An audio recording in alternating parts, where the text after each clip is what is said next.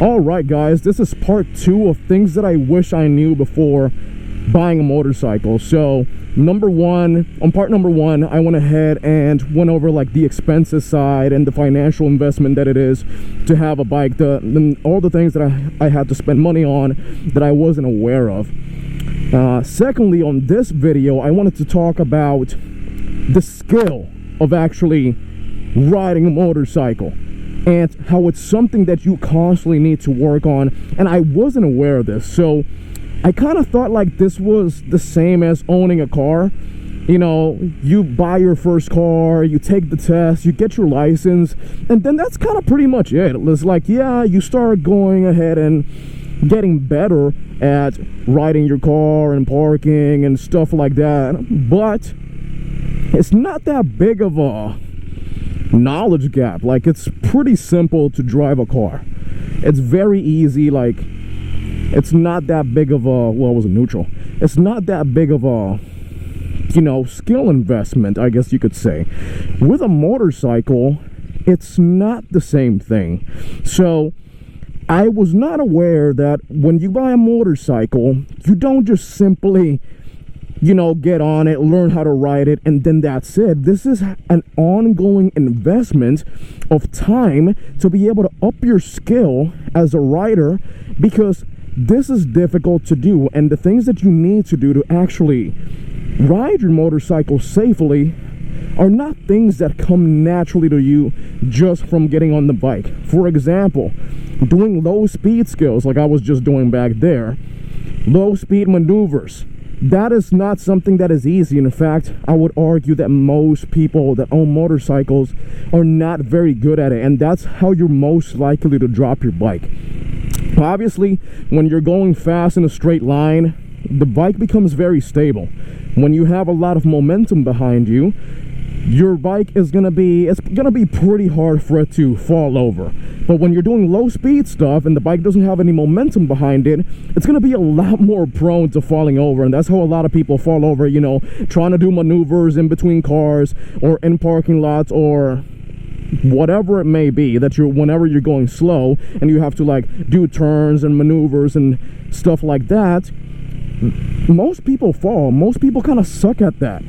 And that's firmly established in the motorcycle community, that a lot of people just don't know how to do it, even people that have been riding for a long time. So it requires a specific amount of, I would say, a time investment to be able to get proficient at, you know, your motorcycle riding skills. And I actually was not aware of this. I wasn't aware that this is something that was going to take me, you know, 15 to 20 minutes of practice a couple times a week, and that I had to constantly work on, because if I don't work on these skills, I was going to be not only in a lot more danger in the streets if some situation presents itself, but just overall I would be lacking the skills to handle my motorcycle safely. You know, another thing that you really got to work on is emergency braking. A lot of people don't talk about that. You know, bikes don't stop the same way that cars do. So the skill of doing an emergency brake is something that you also got to invest in. It's not something that you can just randomly do if you've never used a motorcycle before. In fact, you're likely just gonna go ahead and crash and have a really bad incident if you don't know how to do this. You know, swerving and stopping if somebody cuts you off or get in the way, that's things that you gotta practice, because you don't just know how to do these things when you get on a bike. So it is an ongoing investment to be able to do this to the safest of your ability. And when I say to the safest of your ability, it really is that the more that you level up your skill, you're gonna have a better chance at escaping or preventing a catastrophic incident from happening, or a really bad accident from happening, because you're gonna be more equipped with the skills to be able to actually avoid it.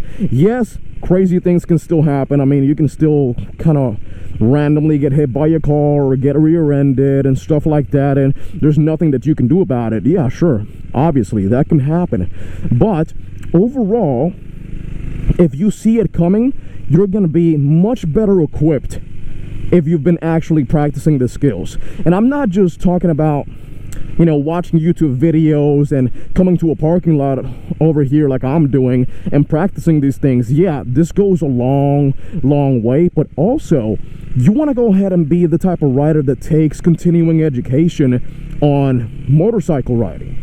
That's extremely important to do if you really want to put yourself in the best position of learning these skills in the proper way. Because if you practice them by yourself, yes, you can get a lot better, but at the end of the day, you don't have a professional over your shoulder telling you all the things that you're doing wrong and all the things that you could be doing better. So investing in courses like intermediate courses, low speeds courses, track days, just all these types of different motorcycle courses, even though it's a big investment and from a financial standpoint and money standpoint and a time standpoint, they're 100% worth doing, because the more skills you have under your belt, the better equipped you're going to be to face whatever you're going to have to face in your motorcycle riding journey. So that's number 2 on this kind of part series, where, you know, I'm just exposing the things that I really wish that I knew before buying a motorcycle.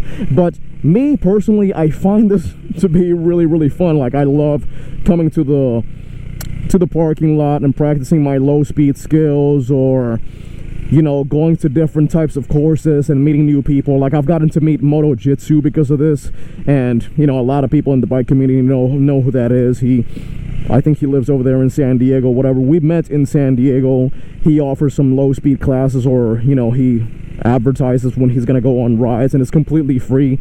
And then we practice things like weaving, emergency stop, low speed practice, all these types of things that are really important. He'll really put you on game, and he'll give you a different perspective than just watching YouTube videos and just kind of expecting yourself to do things correctly. It's a whole different ball game. So, moral of the story, I wish I would have known that this is a skill within itself. Riding a motorcycle is a skill that requires constant practice. This is not something that you can just get on the street and ride, you know, to your homie's place or to the next city or whatever, or go really fast on a straight line and the freeway, and then you'll know everything that you need to know. It doesn't work that way.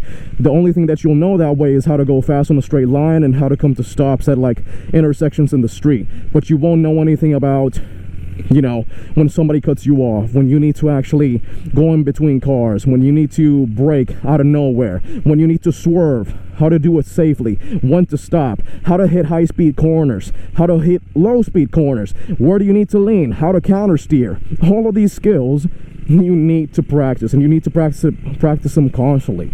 It's not something that you can just do once a week and expect to be good at it. You're not going to be good at it. You will need to do this multiple times a week if you want to go ahead and have the best chance of improving your skill to the best of your ability. So, yeah, I've been rambling on too long on this subject already. So that's all that I wanted to say, guys. If you guys have any questions about anything that I said, please do let me know. This is going to be part 2 of things that I wish I knew before buying a motorcycle. Stick around for part 3. Peace.